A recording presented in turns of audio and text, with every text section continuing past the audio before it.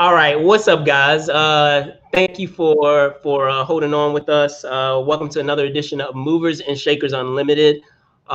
Super excited about today's show. So yesterday we were talking about the re-release of The Historian, and yesterday we had Miles Doliak on, as well as Letitia Jimenez, both stars of the film. Miles is actually also the writer and director of the film. But today we will be speaking with yet another member of the ensemble. We have the legendary William Sadler. So let me bring him on. How are you, Brennan? I am terrific. Again, thank you so much for coming on. Just to start first, can you talk a bit about this film and how you became a part of it and how you got involved with it? Well, Miles, as you said, Miles Doliak wrote it and produced it and directed it and stars in it. He's one of the historians, and I'm I play. He got the script to my agent, and I read it, and I thought it was a pretty fascinating look at a man who at one time was at the top of his game, was a powerful, a mover and a shaker in his field. He was a published authority on all of this stuff and what have you. But the years have caught up with him, and he finds himself, and there are these young bucks coming up with new theories and new books and new romances, and all of it is a bit threatening to this guy, Hadley. And I just found it I thought it was a fascinating story. I thought he captured something about, that academia, that thing where no one sits on top forever, and the other layer that I thought was terrific in it was that at the same time that my character is losing his grip on his old authority in the academic world, he's also taking care of his father, right, who has Alzheimer's, and so that relationship is deteriorating as his father loses more and more and more of his memory. So I just found I don't get a chance to play characters that are quite that complex and fun very often, and so I said yes. Yeah, definitely. It was great. No, I was gonna say it's funny you should bring, you bringing up that point of the young bucks and the old bucks and all of that stuff. I was talking with Miles about that yesterday, and that whole motif that I mean you've seen, you see in films, but the way that it's executed in this film is interesting, in that you can tell that your character has that resentment of Ben, and like everything that his presence brings, not just with perhaps a lot of the things that he's noticing, his interactions with his students, everything he feels resentment for, where he sees a lot of himself of in terms of how he used to perhaps be when he was a little, it was a little earlier in his career, and at the same time perhaps not just dealing with his father, but dealing with the that mortality piece, and thinking, okay, is this where I'm going to end up as well? All of those exactly. He's losing his grip on that part of his. I don't know. It's like your manhood. It's like it's your strength. His superpowers when he was a younger man. And now there's this young professor who's, exciting to all the young students, and he feels threatened. My character feels threatened. It's slip, and it's a tug of war. It's a battle. A lot of the film is the butting heads of these two academicians, and over the girl, over Jillian, who's beautiful and terrific actress too, as well, by the way. But I just found it, you know, I've played villains in big movies, and you know, Die Hard 2, and we will get to that. Don't worry. But yes, I mean, I played lots of evil, you know, evil people, and as you get older, the roles. I heard Dustin Hoffman complaining about this once, that as you get older, the roles get smaller, and you know, then you play the father, then you play the grandfather, and then you know, and this one just came along, and it was like there was so much meat on these bones that you know, I couldn't say no. I thought it was I just thought it was a terrific opportunity to look at that stuff, you know, for me. So I mean, you pretty much, you know, discussed it just now, but I was just saying, like, one thing that I was discussing with Miles and Letitia yesterday was that what's interesting with this film is there aren't any quote unquote, you know, and Miles said this, but I worded it differently, is there aren't any characters that are really squeaky clean, so to speak, in this film. You know, there are some, you know, very questionable moral choices made by a lot of the characters in this film. However, with that still being said, because of, you know, the baggage and the various flaws that these characters possess, it's still fascinating to watch, as you said. Yeah, I think that's true. Nobody gets out squeaky clean. I mean, everybody, you know, it's not a squeaky clean world, and but I think for all of his flaws, for his, you know, his ego and his petty jealousies and so on, he still manages, I think, at the end to be a somewhat sympathetic. I mean, if you don't actually like the guy, at least you understand him, where he's coming from. You can see what drove him to these things. You can empathize a bit. Yeah. So definitely. Yeah. So yeah. I know you were commenting on Die Hard earlier. The thing that was interesting, and I don't know if this was perhaps just a coincidence, but there was a scene in that film, perhaps you know what I'm talking about. There's a scene in Historian where I had deja vu of Die Hard. So yeah, there was a scene where I guess you're doing a lot of, I'm sorry, this is a spoiler, but yeah, but no, like the touch, what is no, it, like, no, I was seeing, and it gave me some deja vu. I was like, that has to be an Easter egg, a nod to that character. That's exactly what that was. Okay. That's exactly what that was. He was supposed to be. I was like, Die Hard. No. It's the only Tai Chi that I know. It's the only. It's this thing that I learned for Die Hard. Benny the Jet, the kickboxing champion of the world. Yeah. Benny Akitas taught me this. He made up this kata, and that's what I was doing. So yes, it was. That's exactly what that was. It was a nod back to, you know, back when he used to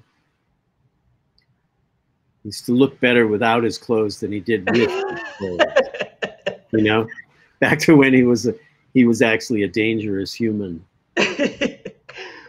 So with that in mind, you know, and speaking of Die Hard, you know, you've been in so many iconic films. I know I'm gonna embarrass you, but hey, it is what it is. Like Die Hard, Shawshank Redemption, the Miss, Bill and Ted. Oh man, Bill and Ted. Oh man. With all of those films under your belt, what would you say it is in general that draws you to a role? Because obviously, with a lot of the decisions that you've made with, you know, your career thus far as an actor, they have been memorable ones. Well, What could, it's interesting. When you're first starting out as an actor in Hollywood, what draws you to the role is that you got the role, is that they want you to do it, because it's so hard to get anybody to hire you for anything. You know, they don't know. I had spent like 11 years in New York in the theater, and a year and a half on Broadway in Biloxi Blues with Matthew Broderick. And none of that, you get out to Los Angeles and it's sort of like that just evaporates. All they really care about is what was his last film? What was his last TV series? So in the beginning, I sort of fell into these evil guys, you know. I did one in Hard to Kill. Steven Seagal's guy was the murderer, and I did The Hot Spot with Dennis Hopper directing. Sure. I played another evil dude, and Hollywood was. And then when I did Die Hard 2, it was like Hollywood just said, "No, that's it. He's really good at this." You know, being the murderer. You know, like he can kill you. Yeah, he'll kill you and sit on your chest and eat a sandwich. You know, and I couldn't. And it was like really hard to break out of that. You know, and part of you doesn't want to break out of it because, you know, they want to pay you money to do this, and you want to be a professional actor. So, you know, you say yes to things. But when Bill and Ted came along, it was a chance to be funny, to be really fun, to be like sort of out, you know, genuinely silly funny. And that was something that I missed so much in those evil characters. So what attracts me to a project now is there has to be some humanity to them. You know, there has to be some, they can be flawed. They can be, you know, seriously flawed people like Hadley in the Historian. But they still have to ring true on some level. What they're going through has to be interesting enough and honest enough to move people, because I think that's, at the end of the day, the only thing that keeps audiences interested is whether they can relate to it or not, you know? And if they can believe, if they see their own father in this person, or they see pieces of themselves in what you're doing, if they recognize things they've struggled with in the thing you're struggling with, then I think you've got them, you know? Then they'll come along with you. And it can be a story about outer space. It can be a story about Bill and Ted. It can be, you know, the Shawshank Redemption. They'll come with you for the ride if there's enough, if they can believe the person they're looking at, you know? If you can get them to buy into it just a little bit, they'll come along, you know? They want to come. Definitely. I'm going to go on a brief tangent. My colleague, my fellow co-creator, Jerome, I'll put up his comment. He's like, tell Mr. Sadler he was great in Premium, my friend Pete Shadmont's film. So there you go. Now leave that in. Too cool. Shout out to Jerome. But I know you were just talking about Bill and Ted. And considering, you know, the time that it's been since playing your part in that franchise and you know, being back in it, what was it like to, you know, be back and to, you know, revisit it with the rest of the cast after that? You mean in the third one, Bill and Ted? Correct. Yeah. That was first of all, I waited a long time. I mean, I don't know what took them so long to get around to making the third one, because I thought the second one was pretty fun. Reeves, because Reeves, Keanu keeps doing those John Wick I movies. I know love John Wick. I love he's those movies. really hard to pin So, down. hey. And, you know, he went off like a rocket. You know, the Matrix and yeah. But we finally got around to doing it, and I guess what was remarkable was that because it was the same writers and it's the same two guys writing it that wrote the first two movies, and Keanu and Alex are both there to be Bill and Ted, and Amy Storch is there to play Missy, and I came back to do the Reaper. It was like the minute I put on the costume and the makeup and set foot out on the set, and we started the scenes with the two guys, it just all came rushing back. It was like we never stopped, you know. Definitely. It was like you know, we stopped filming last week sometime and we picked it up again. We picked it up again today, except now it's harder for me to jump around in those in the robes and the big heavy shoes that make me 6'4" or something. But it was sort of like the character was bottled up.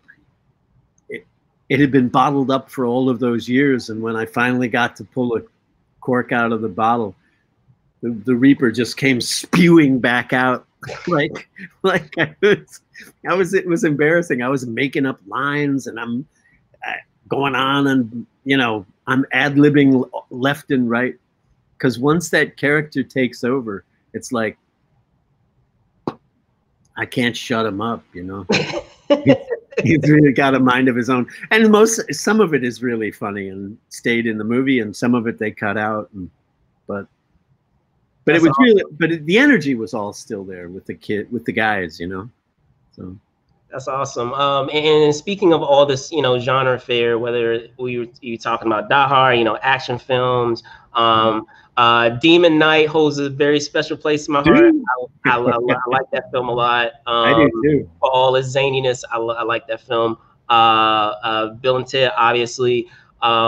I know, I guess recently there was an event that you were scheduled to attend, I guess Chicago horror event. Yeah. And I know it's since been canceled. They keep pushing that one off. Yeah, it's since been canceled. But in doing, you know, I guess just by virtue of the parts that you've had, they've fallen into genres, you know, just based on circumstance. So in going to, you know, events like that, can you speak to that and you know, talking with, you know, with fans that are, you know, enjoy a lot of those, you know, various roles that you've had in all these genres? Brandon, it's one of the coolest things that I get to do, is to go to these things, you know, whether it's a Star Trek convention, because I did a little bit on Deep Space Nine. Sure, yeah. Or the horror things because of The Mist and Demon Knight, or Tales from the Crypt, the first episode of Tales from the Crypt. Sure. Because what's so really cool about it is that people, it's like when you do theater, you put it out there and people laugh, and there's other people in the room, and you get this reaction or you don't get a reaction, but you can tell how you've affected those folks because they're sitting right there. When you do a movie, they say that's a wrap and you go home, and you don't have any idea really how it lands, you know, people sit and watch it in movie theaters all over the country, or they watch it on television, they stream it on television, you know, and you never really hear about how it moved them or what they, you know, how it landed.